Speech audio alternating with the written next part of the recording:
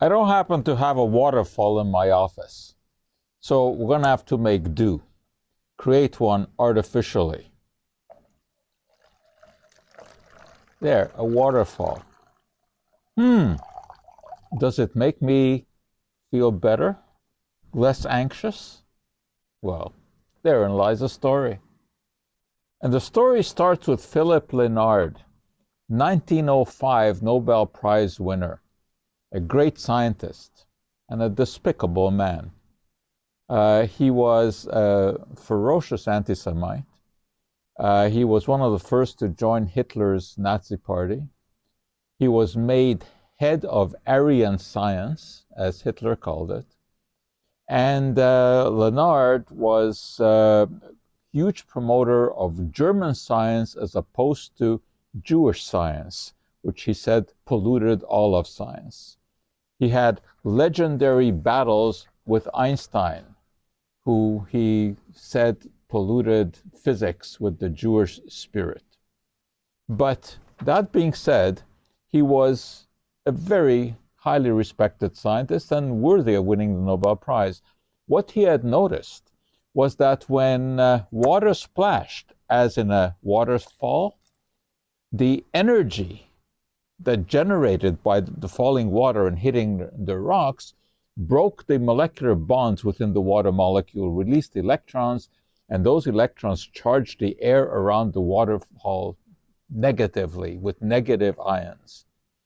Later on, it turned out that this Lenard effect, as it came to be called, really had an effect on behavior, that it made people less anxious, less depressed. Now, those are not ironclad studies, but interesting.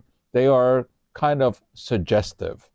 And as you might expect, marketers have picked up on this idea that generating negative ions is a good thing, especially when it was found that when plants grow, they do release some negative ions, giving some justification to the Japanese habit of forest bathing, where they go into the forest, especially if there are waterfalls in there, and they come out feeling more relaxed.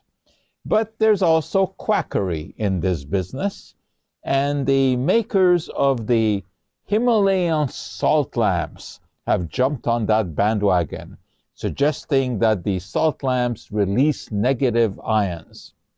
First of all, these salt lamps don't come from the Himalayas. They come from salt mines in Pakistan.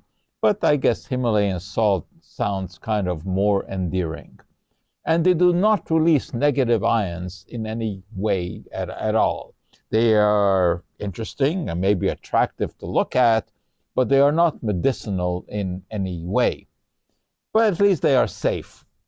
Well, that cannot be said about everything that is made of jewelry from tourmaline. Tourmaline is a precious stone. And the claim is that it also releases negative ions, which it does not. Tourmaline is not radioactive. Radioactive stones can generate negative ions. Nevertheless, the quacks have jumped on that, and now we have all kinds of jewelry, if you want to call it that, supposedly with tourmaline. And the idea is that this will generate negative ions, and if you wear this, it will keep you healthy.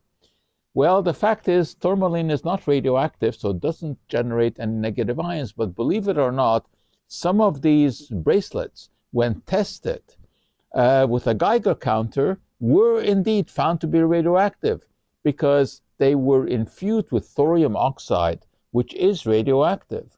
And even though the radioactivity is slight, and of course there's no evidence it does any good, it is enough to cause somewhat of a concern. If you were to wear those thorium oxide bracelets for about a year, you could expose yourself to sufficient radioactivity to potentially cause some harm. I don't know if the one that I bought generates any negative ions because of radioactivity. I don't really have a Geiger counter to test it, but I can tell you one thing, I will not be wearing it for a year, so I'm not worried about it causing any kind of harm. It has already served its purpose, showing you that it's quackery. Now, about the waterfall story that I started, if there is any place where you're going to get a huge dose of negative ions, it is at Niagara Falls. So I went there on an expedition last summer to see whether or not the negative ions generated there would have an effect. We came very close to the falls on the Maid of the Mist, and I inhaled deeply, deeply, and waited. And all I got was wet. And the smile that you see there is not because of any negative ions being generated. It's by having shared that experience with my granddaughter. So there you go, the story of the Himalayan salt lamp, which does not come from Himalaya, and the potential benefits of sitting close to a waterfall, and of course the quackery of these so-called tourmaline bracelets, which may not even contain any tourmaline.